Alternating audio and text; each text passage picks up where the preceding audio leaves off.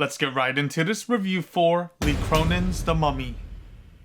Alright, so The Mummy is directed by Lee Cronin. This is the latest horror film, centralizing the core visuals and themes around the concepts of mummies while trying to be a wholly original tale. In this story, we follow a family whose daughter gets kidnapped and is never seen again until she suddenly reappears 80 years later in a mummified state. To start off, I have to say the previews remain subtly intriguing, but nothing more than that. I wasn't entirely sold by the previews itself, but there seemed to be an interesting enough premise that warranted me checking this film out at the theaters. Now, after witnessing this film in its entirety, what did I think about the cinematic package here? I thought this was a solid time, but some C-tier aspects sometimes diminish the quality to this overall experience. To start with the positives, I thought the visuals paired strongly with the film. The setting of Cairo, Egypt, the use of mummies, and the general ambiance to a lot of the film meshes well for this horror story being told. There's a lot of great intrigue and curiosity that builds up effectively in Acts 1 and 2 with the pivotal mummification aspect in this story. Also, I was fully on board with the narrative in Act 1, and I found that to be the strongest portion of the film by the end. Another positive was the cast. The entire family fit in for their roles well. Jake Rayner and Lia Costa were great as the parents in many scenarios,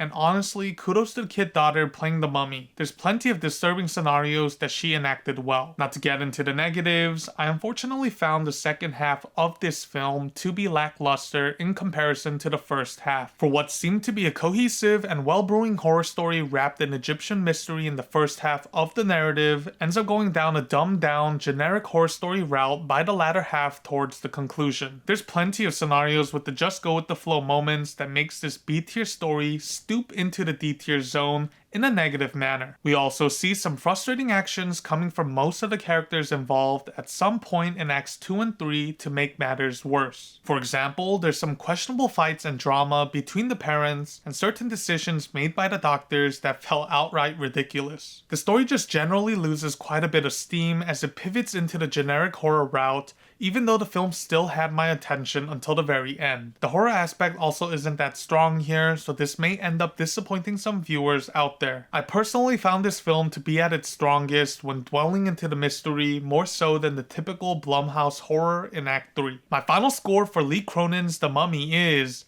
7 out of 10.